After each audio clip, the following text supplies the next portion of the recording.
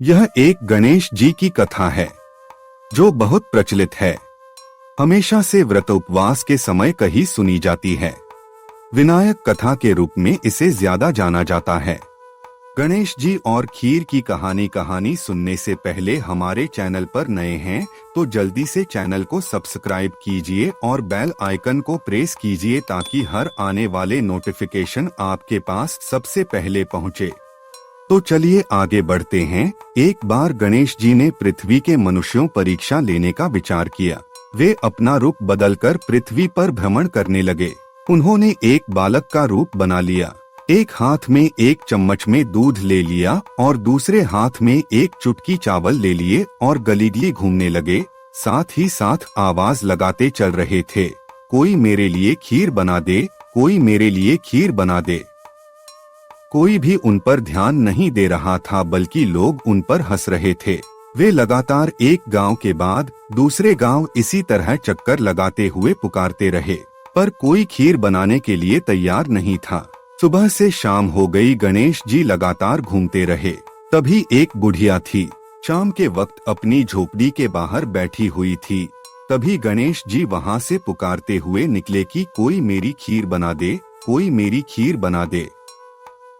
बुढ़िया बहुत कोमल हृदय वाली स्त्री थी। उसने कहा, बेटा मैं तेरी खीर बना देती हूँ। गणेश जी ने कहा, माई अपने घर में से दूध और चावल लेने के लिए बर्तन ले आओ। बुढ़िया एक कटोरी लेकर जब झोपड़ी बाहर आई तो गणेश जी ने कहा, अपने घर का सबसे बड़ा बर्तन लेकर आओ। बुढ़िया को थोड़ी झुंझलाहट हुई, पर उसने कहा, चलो बच्चे का मन रख लेती हूँ, और अंदर जाकर वह अपने घर सबसे बड़ा पतीला लेकर बाहर आई। गणेश जी ने चम्मच में से दूध पतीले में उडेलना शुरू किया। तब बुढ़िया के आश्चर्य की सीमा न रही जब उसने देखा दूध से पूरा पतीला भर गया है। एक के बाद एक वह बर्तन झोपड़ी बाहर लाती गई और उसमें गणेश जी दूध भरते चले गए। इस तरह से घर के सारे बर्तन दूध से लबालब भर गए। गणेश भगवान ने बुढ़िया से कहा, मैं स्नान करके आता हूँ, तब तक तुम खीर बना लो, मैं वापस आकर खाऊंगा। बुढ़िया ने पूछा, मैं इतनी सारी खीर का क्या करूंगी? इस पर गणपति जी बोले, सारे गांव को दावत दे दो। बुढ़िया ने बड़े प्यार से मन लगाकर खीर बनाई। खीर की भीनी भीनी मीठी मीठी खुशबू चारों दिशाओं में फैल गई।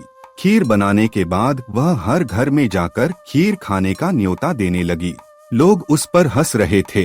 बुढ़िया के घर में खाने को दाना नहीं और यह सारे गांव को खीर खाने की दावत दे रही है। लोगों को कुतूहल हुआ और खीर की खुशबू से लोग खिंचे चले आए। सारा गांव बुढ़िया के घर में इकट्ठा हो गया। जब बुढ़िया की बहू को दावत की बात मालूम हुई तब वह सबसे पहले वहां पहुंच गई। उसने खीर से भरे पतीलों को जब देखा तो उसके मुंह में पानी आ गया। उसे बड़ी जोर से भूख लगी हुई थी। उसने एक कटोरी में खीर निकाली और दरवाजे के पीछे बैठकर खाने की तैयारी करने लगी।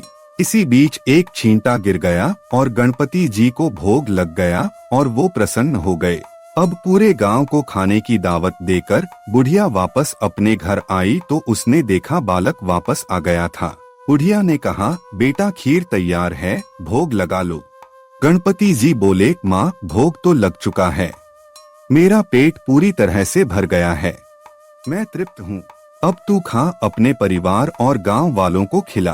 बुढ़िया ने कहा, यह तो बहुत ज्यादा है, सबका पेट भर जाएगा, इसके बाद भी यह बच जाएगी, उस बची खीर का मैं क्या करूँगी?